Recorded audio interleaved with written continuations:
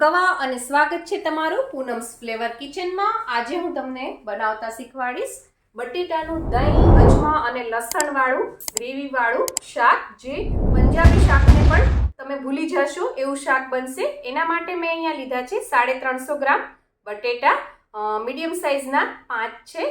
એને મેં ધોઈ લીધા છે અને હવે આપણે એને કુકરમાં બાફશું। કુકરમાં હું નાખું છું બટેટા અને અડધી નાની ચમચી જેટલું મીઠું નાખીશ અને 1 ગ્લાસ ભરીને પાણી નાખશું। 250 ml જેટલું પાણી છે અને હવે કુકરનું ઢાંકણ બંધ કરી અને મીડિયમ ફ્લેમ ઉપર 5 વિસલ લેવાની છે અને પછી કુકર ઠંડુ થાય ત્યારે ખોલવાનું છે।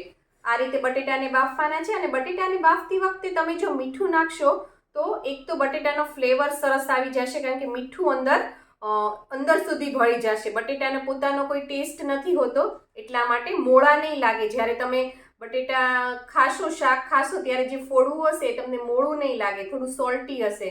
અને બીજા મસાલા તો આપણે કરવાના જ છીએ અને બીજું છાલ છે એ ફટાફટ ઉતરી જશે જો તમે મીઠું નાખશો થોડું તો। બટેટા બફાઈ ગયા એટલે મેં થોડા ઠંડા થવા દીધા અને એની છાલ ઉતારી અને આ રીતે નાના નાના ટુકડા કરી લીધા છે। હવે આપણે એની અંદર નાખીશું લસણ। આ 1 થી 1.5 ચમચી જેટલું લસણ છે। લસણની પેસ્ટ છે આ રીતે નાખવાની છે। પછી આપણે 1 નાની ચમચી જેટલા અજમા નાખીશું। અજમાને આ રીતે બંને હાથેથી મસળીને નાખવાના છે। ત્યારબાદ આપણે નાખીશું દહીં। મેં અહીંયા 150 ગ્રામ જેટલું દહીં લીધું છે। ઘાટું દહીં છે અને મોળું છે। અમૂલનું જે દહીં આવે છે એ લીધું છે મેં અહીંયા, કારણ કે બહુ પાણીવાળું હશે તો શાકને ચડતા થોડી વાર લાગશે અને એ ખાટું પણ થઈ જશે।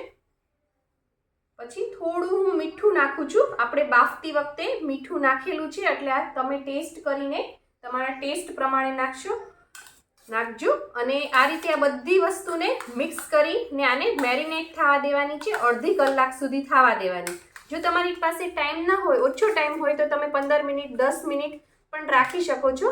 અને જો બહુ જ ઉતાવળમાં છો તો ડાયરેક્ટ આ બધું મિક્સ કરીને પણ તમે શાક બનાવી શકો છો। પણ જો આ રીતે મેરિનેટ કરીને રાખશો તો આ સ્વાદનો શાકનો જે ટેસ્ટ છે એ બહુ જ સરસ આવશે।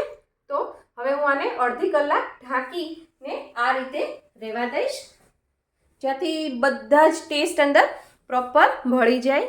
અડધી કલાક થઈ ગઈ છે, આ બધું સરસ અંદર મિક્સ થઈ ગયું છે, એકદમ એના બધા જ ફ્લેવર રિલીઝ થઈ ગયા છે। તો ચાલો આપણે હવે આનું શાક બનાવીએ। અહીંયા મેં ગેસ ઉપર એક કડાઈ રાખી દીધી છે, અંદર 3 મોટા ચમચા મેં તેલ નાખ્યું છે અને તમે જોઈ શકો છો આપણું તેલ ગરમ થઈ ગયું છે, ધુવાડા નીકળે છે। તો હવે આપણે આમાં થોડી હિંગ નાખશું। આમાં તેલ થોડુંક આગળ પડતું હશે તો સરસ લાગશે, તમારે ઓછું નાખવું હોય તો નાખી શકો છો। 2 ચપટી જેટલી મેં હિંગ નાખી છે। અડધી નાની ચમચી હળદર નાખું છું। આ બધું સરસ મિક્સ થઈ જાય પછી આપણે જે આ મેરિનેટ કરેલા બટેટાનું મિક્સચર છે, દહીં બટેટાનું, એ આની અંદર આપણે નાખી દઈશું અને આને મિક્સ કરી લેશું સારી રીતે। 2 મિનિટ આપણે મીડિયમ ફ્લેમ ઉપર આને કૂક થવા દઈશું, જેથી હળદરનો સ્વાદ છે એ કાચો ન લાગે। અને આમાં આપણે જે લસણ લીધું છે એ પણ આપણે કાચું જ નાખ્યું છે, તો એ બી થોડું આની અંદર કૂક થઈ જાય। આ રીતે લસણ નાખજો, બહુ જ સરસ ટેસ્ટ આવે છે। તમે લસણ ન ખાતા હો તો દહીંને અજમા નાખીને પણ બનાવી શકો છો। ઘણાને અજમા નથી ભાવતા તો લસણ ને દહીં નાખીને એ રીતે પણ બનાવી શકો છો। પણ આમાં આ ત્રણેયનું મિક્સચર કરીને તમે આ રીતે શાક બનાવજો, બહુ જ ટેસ્ટી થશે, કોઈને ખબર પણ નહીં પડે કે આમાં આપણે અજમા નાખ્યા છે। 2 મિનિટ થઈ ગઈ છે, આ બધું સરસ કૂક થઈ ગયું છે। હવે આપણે એની અંદર નાખશું ધાણા જીરું।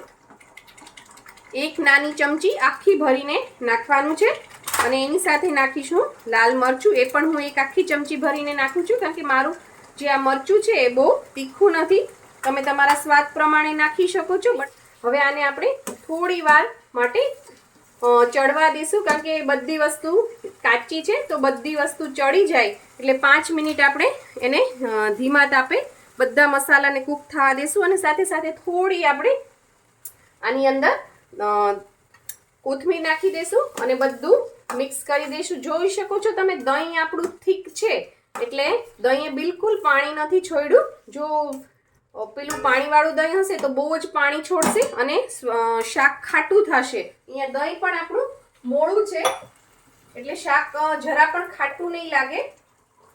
તમારે દહીં ઓછું નાખવું હોય તો પણ તમે નાખી શકો છો. હવે હું થોડું આની અંદર પાણી નાખું છું. તમારે જેટલી ગ્રેવીવાળું કરવું હોય એ પ્રમાણે તમે પાણી નાખી શકો છો. રાઈસ સાથે ખાવું હોય તો થોડું વધારે પડતું ગ્રેવીવાળું કરવાનું. પરાઠા પૂરી ભાખરી સાથે ખાવું હોય તો થોડું લચકા પડતું કરવાનું. હું અહીંયા થોડું લચકા પડતું કરવાની છું એટલા માટે મેં આની અંદર અડધો ગ્લાસ અત્યારે પાણી નાખી અને 5 મિનિટ આપણે આ બધી વસ્તુ ચડવા દઈશું. 5 થી 7 મિનિટ મેં શાકને આ રીતે મીડિયમ ફ્લેમ ઉપર ચડવા દીધું હતું. વચ્ચે વચ્ચે 2-3 વાર હલાવ્યું હતું. હલાવવાનું જેથી નીચે દાજી ન જાય. તમે જોઈ શકો છો કેવું સરસ તેલ ઉપર આવી ગયું છે અને આપણે જે ટાઈપની ગ્રેવી જોતી હતી એ રીતે તૈયાર છે. નહીં વધારે નહીં ઓછી, આ રીતે જે પરાઠા પૂરી સાથે તમે ખાઈ શકો. અને હવે આની અંદર આપણે કંઈ જ ઉમેરવાનું નથી. આ રૂટીન ઘરના બધા મસાલાથી જ આપણે આ શાક બનાવ્યું છે. આપણું શાક બનીને તૈયાર છે. મેં કોથમીરથી એને ગાર્નિશ કરી દીધું છે. જો તમને મારી આ રેસીપી પસંદ આવી હોય તો લાઇક, શેર, કોમેન્ટ કરો. પ્લીઝ મારી ચેનલને સબસ્ક્રાઇબ કરો અને હા, બેલ આઇકન દબાવવાનું ના ભૂલશો જેથી આવી જ સરસ મજાની વાનગીઓ તમારા સુધી પહોંચતી રહે. Thank you. આવજો.